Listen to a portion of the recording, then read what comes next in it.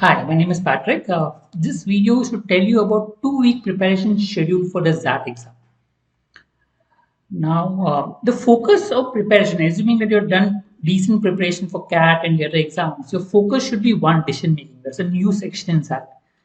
So, need a little extra preparation, a different way of thinking, and it helps to give a little focus because a complete one new section it can make or break your whole XAT preparation.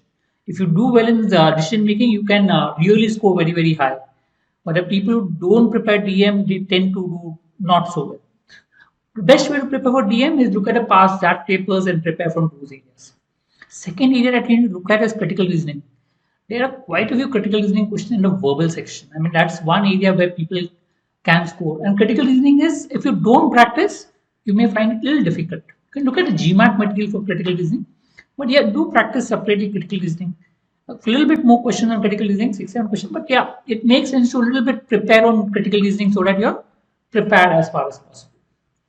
DS is also a new type of question which is not there in CAT. So maybe a little bit of DS, though very few questions, but be comfortable with it. Okay. Apart from that, what should be your weekly schedule? I normally say since there are 2 weeks left, maybe 2 or 3 days of mock plus analysis. Maybe this week you can write 3 mocks, next week you can write 2 mocks. So maybe around 5 mocks would be sufficient. A proper mock and analysis. That will take a long time because that is a lengthy paper. And rest of the day is practice. Now, what do I mean by that? So in the days when you write mocks, I mean, 3 hours will go in mock because the mock duration itself is 3 hours. 4 hours analysis because you need to go to every question, especially DM, etc., and try to understand the thought process while you answer the question. So it makes sense to do a proper, thorough analysis. Anyway, the paper is supposed to be tough, so you will take a longer time to analyze the paper. 1 hour of reading. I mean, read is important because remember, 2/3. I mean, verbal and the DM sections are based on sort of verbal or reading. The more you're comfortable with reading, the better you'd be able to perform in that. Non-mock days, the days where you don't have mocks. Around 2.5 hours of decision making, DM section. I would suggest, I mean, give specific special focus on DM. So look at a past XAT papers, pick up a DM questions and practice on that.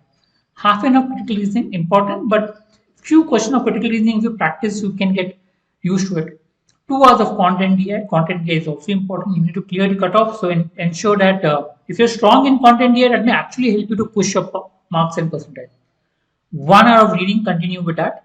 And 1 hour of verbal exercises, because there are few questions on grammar and vocabulary that could be there. You can maybe focus on that and prepare accordingly. So these are what you can do, maybe not mock days, that could help as such. But yes, it makes sense to write mocks, analyze, focus on a strategy. Strategy becomes important in a mock. Try to work on your strategies. I'll come up with maybe a decent strategy how to write a XAT mock. And non-mock days, focus on preparing the different areas of XAT, decision making, critical reasoning, etc., etc.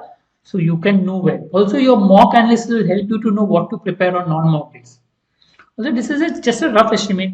It is possible that you may 2 days of DM, you do full day. 1 day you do critical reasoning, 1 day you do quant DI. You can plan your preparation the way you want.